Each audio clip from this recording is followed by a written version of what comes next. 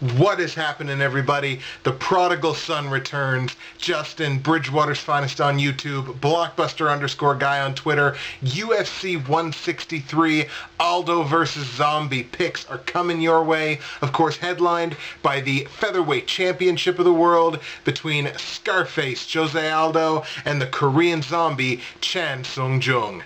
Let's get to the predictions.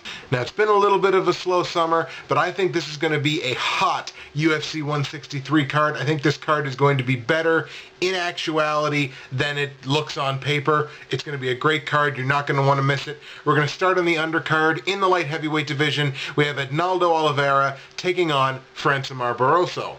Now, Oliveira 13-1-1-1 on his pro career, lost his only UFC debut, being submitted by Gabriel Gonzaga last, of course, at heavyweight, so he has moved down to the 205 division for this fight. The dude is nicknamed Squidward. What can you not like about a dude nicknamed Squidward? That's for the SpongeBob fans out there. Of course, as I mentioned, making his light heavyweight debut, 8 of his 13 professional wins have come by way of knockout. Again, he's taking on Francimar Barroso. Barroso 15-3 on his pro career, so a slight experience edge there for Barroso, making his UFC debut. Currently riding a 3-finish win streak in both Shudo as well as a smaller regional promotion. He has the pedigree of a finisher. 14 of his 15 pro wins have been finishes. He's got 8 knockouts and 6 submissions, but he has been knocked out in all 3 of his losses. I think that's what's going to play a big role here. Arnaldo Oliveira is a power striker. Most of his wins come by way of knockout. I think he's going to chalk up another one here. So I'm going to take Arnaldo Oliveira to move down to 205 and defeat Francimar Barroso by way of second round knockout or TKO. In the welterweight division, we have Viscardi Andrade taking on Bristol Marunde. And if you notice me looking down at my paper a little more often, a lot of these guys we're not overly familiar with, so it's harder to keep the information in mind when they're newer guys. Viscardi Andrade, 14-5 in his pro career, making his UFC debut, currently riding a 6-fight win streak in smaller regional promotions. Now, 8 of his 14 pro wins have been finishes, even spread, 4 knockouts, 4 submissions. He's also 6-3 when the fight goes the distance, so he's very experienced whether he finishes the fight earlier or the fight goes all 3 rounds. He has 4 straight finishes on that 6-fight win streak. Now, Bristol Marunde, 12-8 on his pro career, lost his only UFC fight, also lost his only Strikeforce fight. So he's riding 2 straight losses, being submitted by Ronaldo Souza in Strikeforce and knocked out by Clint Hester in the UFC. 8 of his 12 pro wins have been finishes. He's got 3 knockouts and 5 submissions, so he is an accomplished grappler. He has also, however, been finished in 6 of his 8 losses. You know, I just like Andrade here, and I actually like Andrade to finish this fight. He's got grappling credentials of his own, so I'm going to take Viscardi Andrade to beat Bristol Marunde by way of first round submission. We continue moving down to the featherweight division. We have Rani Yahya, who is a perennial contender at featherweight, taking on Josh Clopton. Now, Yahya, 18-7 on his pro career, has a very good record of 3-1 in the UFC, scoring a decision win over Mizuto Hirota in his last fight. But 15 of his 18 pro wins have been submissions. This guy is one of the premier grapplers in MMA. However, 4 of his 7 losses have come by way of decision. But this guy is a former champ at Abu Dhabi. He's a second-degree black belt under, I believe it's, what do I have there? A Tide Junior. I've only heard very little bit about a Tide Junior, but I do know his BJJ is very, very good. So this guy is a second-degree black belt under a Tide Junior. You know his grappling is legit. Josh Clopton, 6-1-1 on his pro career, losing his only UFC effort, being decisioned in his last fight by Steven Seiler. That is, however, the only decision fight that he has ever lost. He is 4-1 when the fight goes the distance. Clopton is affiliated with the Scrap Pack, that is, of course, Gilbert Melendez's fight team. He also has 2 career wins by submission, so he does have some submission skills of his own.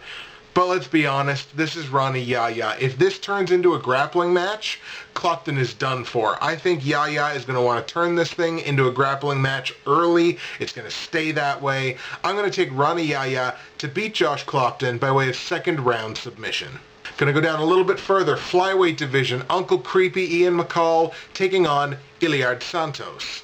Ian McCall is 11-4-1 on his pro career. However, he's only 0-2-1 in the UFC. He's hit some rough times lately with 2 straight decision losses, but it's to guys that are at the top of his division. We're talking about Joseph Benavidez and the current champ, Demetrius Mighty Mouse Johnson. He is a purple belt in Brazilian Jiu-Jitsu with 7 of 11 of his wins coming by way of finish. He's got 4 knockouts and 3 submissions. So Ian McCall is a very good fighter. As I said, 2 of his 4 career losses have come to guys that are at the very top of his division, and he took the champ, the current champ, Demetrius Johnson, I believe.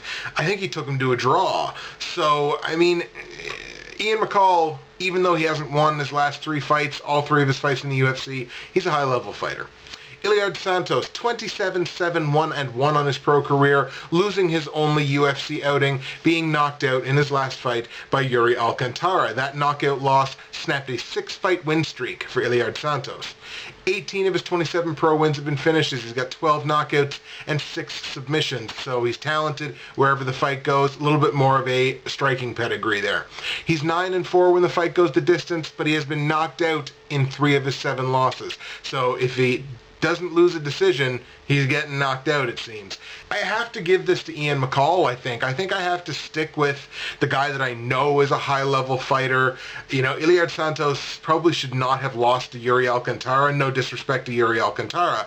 But Santos maybe shouldn't have lost that fight. So, I mean, and the fact that he was finished in that fight as well. I think I got to stick with Ian McCall. I'm going to take Uncle Creepy to beat Iliard Santos by way of unanimous judges' decision. Rest of this card gets kind of weird for me, as 2 of the remaining 3 fights in the preliminary card, I argue, should probably be main card fights. But, of course, I don't get to make those decisions, but let's talk about them anyway. Welterweight division, we have Sergio Moraes taking on Neil Magny. Now, Sergio Moraes, 7-2 in his pro career, an even record of 1-1 in the octagon. He submitted Rene Forte, who I like to call Rene Forte, in his last fight. 6 of his 7 pro wins have come by way of submission, so definitely a great grappler. With a BJJ black belt under Everton Olegario. Great trainer. Former European, Brazilian, and 2-time World BJJ champion. So I don't want to say he's one-dimensional, but his strongest dimension is really, really good. So if you get into a grappling match with Sergio Moraes, another one of these guys like Rani Yahya, going to be kind of iffy for your opponent. Neil Magny, 8-1 on his pro career, winning his only UFC outing, decisioning John Manley in his last fight. 4 of his 8 pro wins have been decisions. He's a wrestler. He's got some submission grappling skills. His only career loss, however, did come by submission, and that was to Andrew Trace in Combat USA. So you think about it here, you're going to get submitted by Andrew Trace in Combat USA. Now, granted, that wasn't in his last fight. But then you're going to go against a grappler like Sergio Moraes. I can't not give it to Sergio Moraes. So I'm going to stick with Moraes to beat Neil Magny by way of 2nd round submission.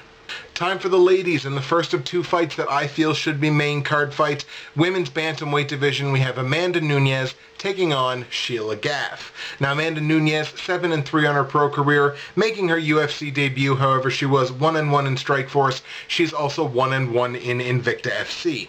6 of her 7 pro wins have come by way of knockout. Very strong boxing skill. She does have some BJJ skill there as well. Her losses on her career have come to relatively high-level competition. We're talking Sarah D'Alelio as well as Alexis Davis, who is in the UFC. Sheila Gaff, 10-5-1 on her pro career, the German Crusher or the German Panzer Tank or whatever her nickname is. 10-5-1, as I mentioned, losing her only UFC outing, being knocked out by Sarah McMahon in her last fight. As I mentioned in the previous fight video that included Sheila Gaff, she has finished all 10 of her professional wins. 6 knockouts and 4 submissions. They've all been inside the first round. However, on the other side of the coin, she's been finished in 3 of her 5 losses, being knocked out that one time to McMahon and being submitted twice. To be perfectly honest, I think Sheila Gaff is too good a fighter to lose this fight. So if she does lose this fight, might be the end of her tenure in the UFC, but I'm going to stick with my gut. I think Sheila Gaff is the superior fighter. I'm going to take Sheila Gaff to beat Amanda Nunes by way of first round knockout or TKO. And the main event of the preliminary card, light heavyweight division, we have Vinny Magalhaes taking on Anthony Perosh, and this should be on the main card. Vinny Magalhaes, 10-6-1 in his pro career, however, only has a 1-3 UFC record. Was decisioned in his last fight by Phil Davis. That snapped a 6-fight win streak for Vinny Magalhaes. Probably got the best Brazilian Jiu-Jitsu of anybody 205 pounds and up, and we're talking about the Nogueira brothers in that conversation. I still think he's got better BJJ than both of them. Former BJJ world champion, former Abu Dhabi champion, 8 of his 10 pro wins have come by way of submission. This guy is a grapple machine, but he's also got very good ground and pound. So when he gets you on the ground, it's not just about attacking with his grappling, he's got good ground striking as well. Anthony Perosh, 13-7 on his pro career, a losing record of 3-4 in the UFC. He was knocked out in his last fight by Ryan Jimmo. He has finished all 13 of his wins, like Sheila Gaff has finished all 10 of hers. Perosh has 4 knockouts and 9 submissions. So he's no slouch in the grappling either. We're talking about a guy with a 3rd-degree Brazilian Jiu-Jitsu black belt. He also has a brown belt in Kempo Karate. However, even though he does have that brown belt in Kempo, 5 of his 7 career losses have come by way of knockout. So he might be a little bit of a glass castle there. Another one of these situations where I think Vinny Magalhaes is too good of a fighter to lose this fight. So I'm going to have to, again, go with the gut. Going to stick with Vinny. Going to take Vinny Magalhaes to beat Anthony Perosh by way of unanimous judges' decision.